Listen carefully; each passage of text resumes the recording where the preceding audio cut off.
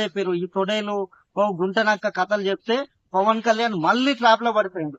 సరే ఈసారి పవన్ కళ్యాణ్ కనీసం ఒక 50 సీట్లు ఒక 60 సీట్లు ఇస్తారు అనుకుంటే అది కాదు ఇది కాదు, నువ్వు గెలవలేవో, నీకు ఇస్తే మళ్ళీ జగన్మోహన్ రెడ్డి గెలుస్తాడు, సో నువ్వు 20 సీట్లే తీసుకో, 21 తీసుకో అని 21 సీట్లు ఇచ్చి 21 ఇచ్చి మళ్ళీ ఆవనిగడ్డ సీటు మళ్ళీ బుద్ధప్రసాద్ కు మళ్ళీ తెలుగుదేశం క్యాండిడేట్ కే ఇచ్చారు. అంటే పవన్ కళ్యాణ్ అనే ఏంటంటే డైల్యూట్ చేయడం మొదలు పెట్టేది.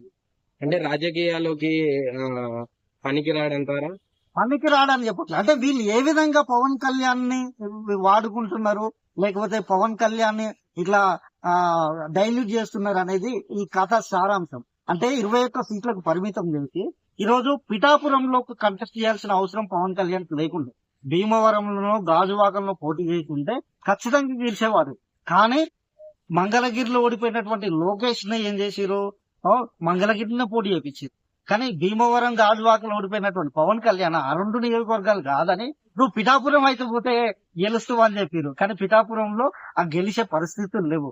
అంటే పవన్ కళ్యాణ్ పాపం అక్కడ కూడా కోలాప్. ఈ కుందేలు కథలో చెవులు కట్ చేసినట్టు, తోక కట్ చేసినట్టు, బ్రెయిన్ తిన్నట్టు ఈ విధంగా వాడుకొని 2024 తర్వాత పవన్ కళ్యాణ్ ని భూస్థాపితం, రాజకీయంగా భూస్థాపితం చేసే కుట్ర ఏపీ పాలిటిక్స్ లో జరుగుతుంది.